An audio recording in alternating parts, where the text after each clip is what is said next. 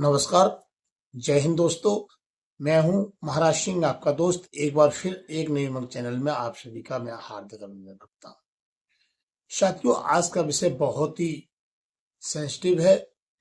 आप सब लोगों के लिए बहुत विशेष ये वीडियो बनाई गई है। साथियों, आप सबने सुना होगा कि हम लोग हॉस्पिटल को एक जीवन दान का मंदिर मानते हैं और डॉक्टर्स और उनके स्टाफ को हम भगवान मानते हैं। और हर एक व्यक्ति जो पीड़ित होता है, जो शरीर से कमजोर होता है, जिसको इलाज के लिए उस मंदिर जैसे हॉस्पिटल में ले जाया जाता है, वहां पर हजारों लोगों की डॉक्टर्स और उस हॉस्पिटल के साथ उम्मीदें जुड़ी होती है।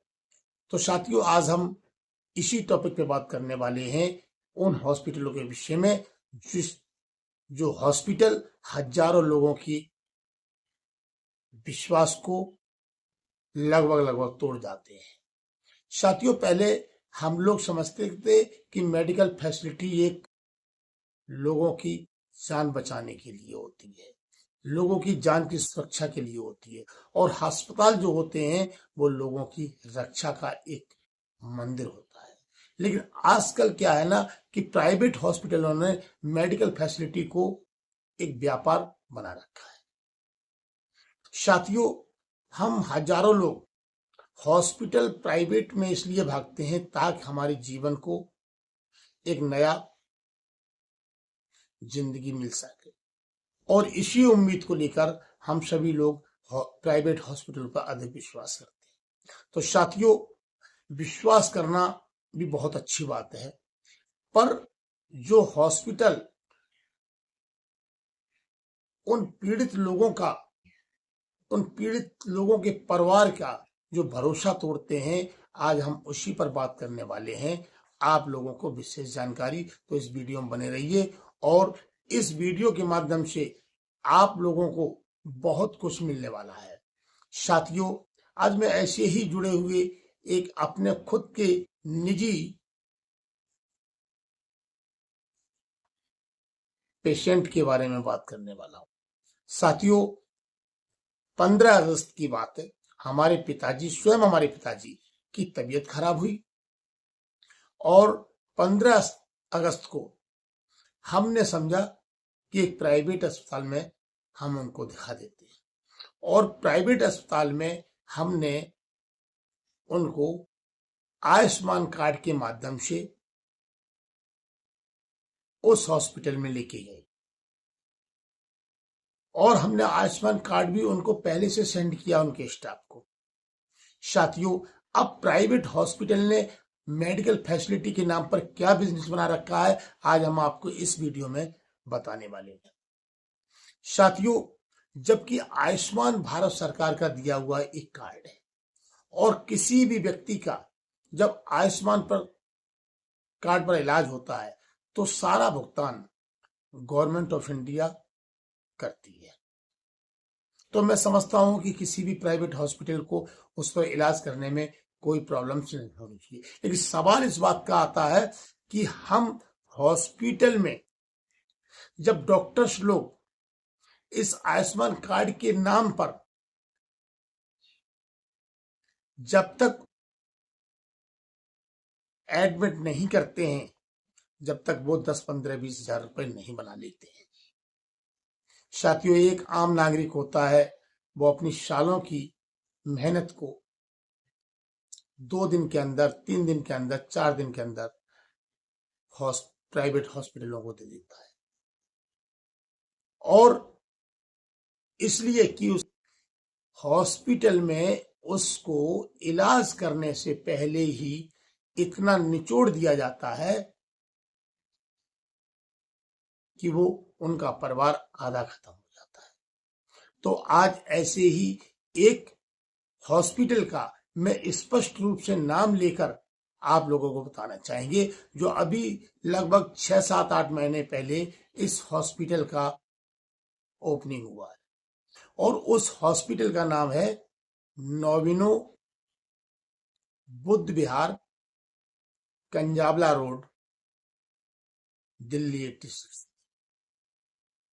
साथियों, इस हॉस्पिटल को हम नोविनो DCH हॉस्पिटल के नाम से जानते हैं। DCH का मतलब है दिल्ली कैंसर हॉस्पिटल। तो साथियों, जब 15 अगस्त को हमने अपने पिताजी को भर्ती किया, जब हमारे लोगों के साथ ऐसा हो सकता है साथियों, तो आप लोग तो बहुत दूर हैं। तो साथियों, उनको एडमिट करने से पहले सबसे पहले कुछ उन्होंने, जैसे कैनोला वगैरह है, ड्रिप वगैरह है, IV इंजेक्शन वगैरह है, ये कुछ सामान अपने ही हॉस्पिटल के निजी फार्मेसी से मंगवाया और उसका पेमेंट हमारे से करवा रहे हैं। और उस पेमेंट के बारे में अगर आप सुनेंगे तो लगभग ज्यादा नहीं, मैं समझता हूं, मैं अपनी डिस्प्ले पे भी शो करूंगा कि 10-11 कुछ छोटे छोटे से आइटम हैं, आर्टिकल्स हैं, और वो उन्होंने लिखे अपने हॉस्पिटल के लेटर हेड पर, और स्वयं उन्होंने ही मंगाया और उसका पेमेंट हमारे कुछ पारिवारिक लोग रुके हुए थे, हम तब तक नहीं पहुंच पाए साथियों, और उन्होंने 1600 रुपए का उनसे पेमेंट कराने की बोल दिया। तो साथियों, आप समझ सकते हैं 1600 रुपए का कैनुला, IV इंजेक्शन और कुछ छोटे छोटे से ऐसे कुछ लिखे 1600, जबकि वो आम मार्केट के अन्य स्टोरों पर, अन्य मेडिकल शॉपों पर लगभग 600-700-800 रुपए का सामान हुआ। अब तो आप देखिएगा कि भर्ती होने से पहले ही उन्होंने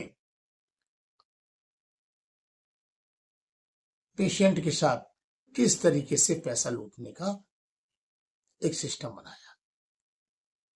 साथियों, इसको आप व्यापार नहीं कहेंगे तो क्या कहेंगे? अकाउंटेबिलिटी नाम की चीज तो यहां पर ऐड हुई नहीं कि एक जिम्मेदार हॉस्पिटल को क्या कर्तव्य निभाना चाहिए, उन डॉक्टर लोगों को क्या कर्तव्य निभाना चाहिए, क्या ऐसा करना चाहिए। जब साथियों दूसरी बात आती है 2200 रुपए के कुछ टेस्ट लिखे, तो हमने उनके स्टाफ से, HR से, जो वहां की HR हैं या HOD हैं, जो भी हैं, हमें पूरी नॉलेज नहीं है कि उनका पद क्या है, लेकिन अक्सर करके HR के नाम से जानते हैं, रिंकल तलवार जी। जब मैंने उन्हें कांटेक्ट किया फोन पर अपने घर से, तो वो 1700 जो 1600-1700 रुपए जो बिल पेड कराना था, उसका 1035 रुपए कर दिया। अगर ये वास्तविक MRP रेट थे, उन वस्तुओं के MRP प्राइस थे, तो इतना पैसा कम कैसे हो गया लोगों को। लेकिन यहाँ डिस्काउंट की बात ही नहीं आई, यहाँ तो ओवर चार्जेस की बात आई, जो कि इतने की ये वस्तुएं नहीं आ रही थी। फिर भी जब हम हॉस्पिटल पहुंचते हैं साथियों, तो उस हॉस्पिटल में हमने जब बात की तो आप ताज्जुब करेंगे कि जो एक कंप्यूटर ऑपरेटर करने वाला व्यक्ति, जिसकी उम्र 20 से 21-22 साल की होगी, वो डॉक्टर की उपाधि को मानकर और बात कर रहे हैं। उनका कहना है कि हम हॉस्पिटल में एडमिट नहीं कर सकते। मैंने पूछा क्यों नहीं कर सकते? कि हमारे यहाँ मतलब सुविधा नहीं। हमने किस प्रकार की सुविधा नहीं? कि ये पेशेंट वेंटिलेटर के लिए रिक्वायरमेंट अपने आप में कर रहे हैं। हमने ऐसा तो कुछ नहीं, क्योंकि मात्र एक अस्थमा की प्रॉब्लम है और इनकी सांस फूल जाती है, जो इनकी उम्र 80 साल की हो रही है, इनके पास आयुष्मान कार्ड है, तो सबसे पहले आपने आयुष्मान कार्ड को गवर्नमेंट ऑफ इंडिया के डिपार्टमेंट में, संबंधित डिपार्टमेंट में आपने अप्रूवल के लिए क्यों नहीं भेजा? आप अप्रूवल के लिए भेजते और एडमिट करते, सीधी सी बात है। उसके बाद आप ट्रीटमेंट करते। और वो मुझे सिखाने लगे बहुत सारी बात। अब आप देखिएगा कि अकाउंटेबिलिटी नाम की इस हॉस्पिटल की कोई बात ही नहीं यहाँ पर आ रही। जो स्टाफ को ABCD नहीं मालूम मेडिकल के संबंध में, वो स्टाफ अपने आप को डॉक्टर की भाषा में बात कर रहे हैं कि यहां पर हम आपको कह रहे हैं कि इनको रेफर करेंगे। हमने हु आर यू, मैंने कहा आप कौन हैं? हमने आप डॉक्टर हैं। आपने मरीज का कैसे कह दिया कि ये वेंटिलेटर में जाएंगी? क्योंकि दोस्तों ये सभी चीजें मरीज के अटेंडेंस लोगों को भ्रमित करके उनको घबरा देना, उनको डरा देना और पैसों को अरोड़ने वाली बात यहां पर प्रतीत हो रही है। तो साथियों, हम आपको इस वीडियो के माध्यम से एक ही बात कहना चाहेंगे, जब वो हमारे जैसे व्यक्ति को,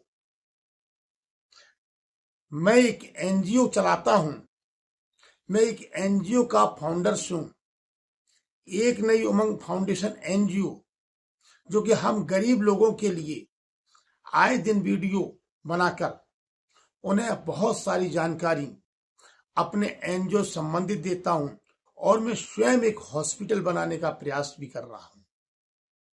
जो व्यक्ति इतना सब कुछ जानते हुए भी उस व्यक्ति के साथ ये हॉस्पिटल वाले जब ऐसा कर सकते हैं, तो आम नागरिकों के साथ ये हॉस्पिटल वाले क्या करते होंगे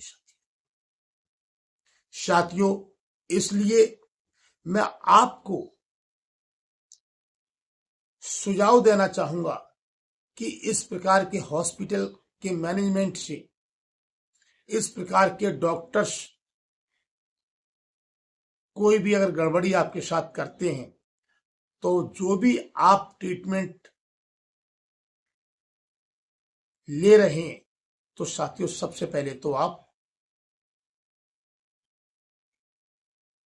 मेडिसिन जो लिखते हैं वो इनके हॉस्पिटल के फार्मेसी स्टोर से ना लें, क्योंकि इनका उनका खुद का अपना फार्मेसी होता है, और जहां कोई दवाई आम मार्केट में आपको 1000 की मिलेगी, तो यहां इनके यहां 2000 की मिलेगी। तो साथियों पहले सावधानी यहां रखें, आपको ये समझना पड़ेगा। दूसरा, ये यदि ये टेस्ट के लिए कह रहे हैं कि ये आपको टेस्ट कराने पड़ेंगे, तो उनको आप बोलें कि आपको टेस्ट चाहिए, टेस्ट की रिपोर्ट चाहिए, हम आपको टेस्ट की रिपोर्ट देंगे, हम ये टेस्ट कहीं पर भी करा सकते हैं।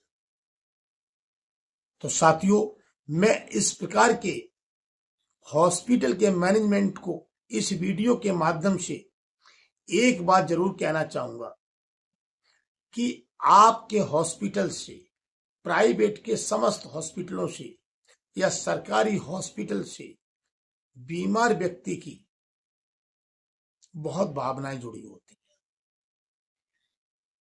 वो अपने आप को जब हॉस्पिटल में पहुंच जाता है तो बहुत ही सुरक्षित मानता, और ये कहता है, सोचता है, उसके परिवार के लोग भी सोचते हैं कि अब हम उस स्थान पर आ गए हैं जहां हमें जीवन दान मिल सकता है।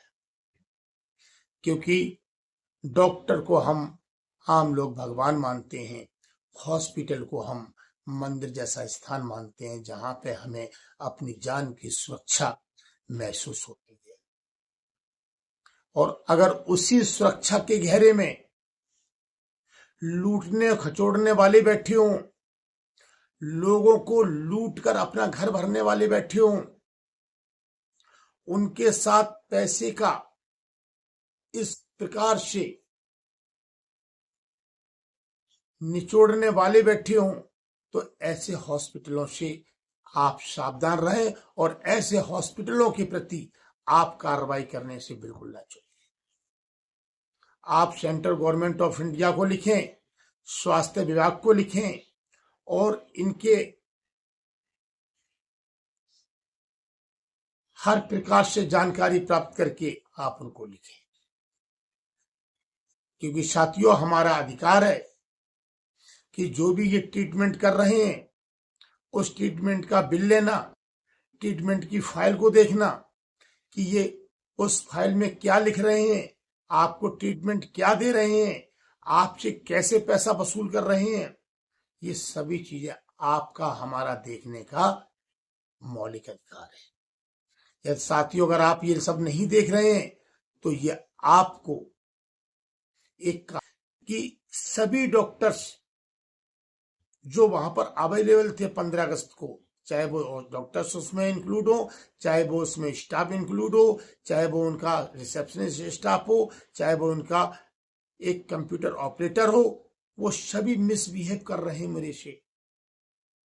मैं उनको कह रहा हूं आप मिसबिहेव मत कीजिएगा, क्योंकि मिसबिहेव करने पर आपके खिलाफ आवश्यक कार्रवाई की जा सकती है। लेकिन उनको डर ही नहीं लगता है, क्योंकि उनको आदत पड़ चुकी है साथियों। तो साथियों ऐसे हॉस्पिटलों के खिलाफ आप कार्रवाई के लिए सतर्क रहें और सावधानी बरतें। तो इन्हीं शब्दों के साथ मैं आप सभी लोगों से अनुरोध करूंगा कि चाहे कोई भी इस हॉस्पिटल हो, भारत का प्राइवेट हॉस्पिटल में, यदि आप वहां पर ट्रीटमेंट कराने जाते हैं तो सबसे पहले जो भी वो टेस्ट लिखते हैं तो आउट ऑफ हॉस्पिटल की किसी भी पैथोलॉजी से जो गवर्नमेंट से रजिस्टर्ड हो या अच्छी पैथोलॉजी हो, वहां पर आप टेस्ट कराइए और उनको दीजिए। यदि वो नहीं लेते हैं तो उनके खिलाफ कार्रवाई कीजिए। और मेडिकल स्टोर से जो उनके हॉस्पिटल इन कंपाउंड में हो, वहां से आप दवाई लेने से बचिए। तो इन्हीं शब्दों के साथ मैं अपनी बात को यहाँ विराम करते हुए मैं आशा करूंगा कि सभी गरीब भाई लोग समझ चुके होंगे और इन्हीं सभी समस्याओं को देखते हुए एक नई उमंग फाउंडेशन आप सभी गरीब लोगों के लिए हॉस्पिटल बनाने की पूरी तैयारी में लगा हुआ है, जहां पर मात्र 100 रुपए में हम इलाज करेंगे। जय हिंद, जय भारत।